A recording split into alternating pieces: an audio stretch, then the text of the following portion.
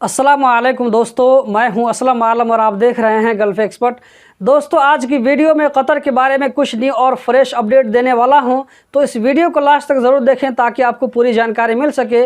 और कतर के बारे में रोज़ाना इसी तरह की वीडियो देखते रहने के लिए इस चैनल को सब्सक्राइब कर लें। तो चलिए दोस्तों, हम चलते हैं वीडियो की जानिब। अब कतर में तमाम वर्करों को वैक्सीन का तीसरा डोज भी दिया जाएगा। जी हाँ दोस्तों, आपने बिल्कुल सही सुना।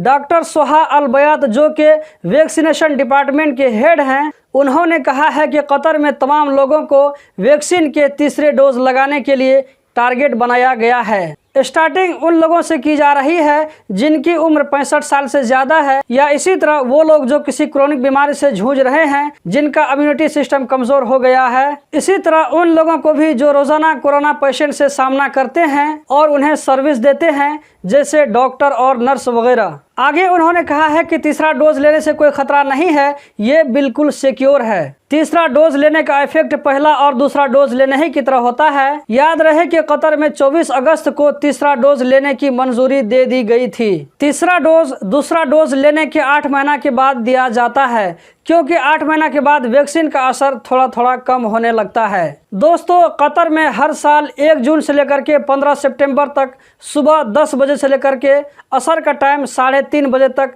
धूप में खुली जगह में काम करना मना होता है। आज 15 सितंबर है और आज के बाद से ये रूल ख़त्म हो जाएगा, क्योंकि कतर में इन दिनों में गर्मी बहुत ज़्यादा होती है। इसीलिए हर साल ये रूल लागू किया जाता है। कल से कंपनी वालों को इजाज़त है कि वो अपने वर्करों से कंटिन्यू काम ले सकता है। दोस्तों, अगर आप भी सीखना चाहते हैं कि हम YouTube पर चैनल कैसे बनाते हैं, कैसे वीडियो अपलोड करते हैं और इससे थोड़ा बहुत कुछ इनकम भी कर सकते हैं, अगर आप ये सारी चीज़ सीखना चाहते हैं तो इस वीडियो के डिस्क्रिप्शन में लिंक पर जाकर के क्लिक कीजिए और वीडियो को देख करके सीखिए कि इस पर हम कैसे काम कर सकते हैं। दोस्तों, अभी कतर में इन्फ्लुएंजा की भी वैक्सीन दी जा रही है, तो क्या इन्फ्लुएंजा की वैक्सीन और कोविड-19 की वैक्सीन दोनों एक साथ लेने से कोई प्रॉब्लम हो सकता है? इसके बारे में डॉक्टर सोहा अल बयात ने कहा है कि कोई दिक्कत की बात नहीं है।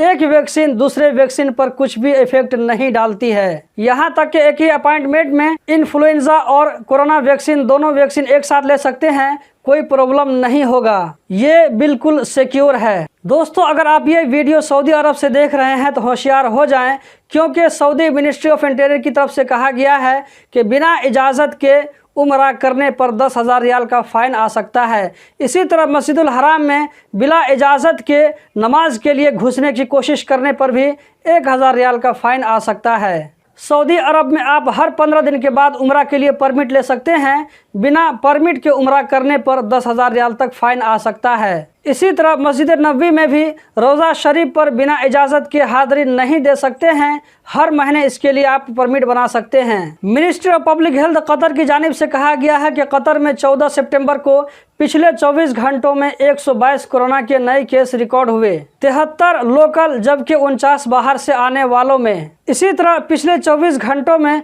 156 लोग इस वायरस से रिकवर होकर अपने घरों को गए, जबकि कतर में अभी 1866 कोरोना के एक्टिव केस हैं। तो दोस्तों, यही थी आज की वीडियो। इसी तरह की वीडियो रोज़ाना देखते रहने के लिए चैनल को सब्सक्राइब करें, वीडियो को लाइक करें। इस वीडियो को देखने का बहुत बहुत शुक्रिया।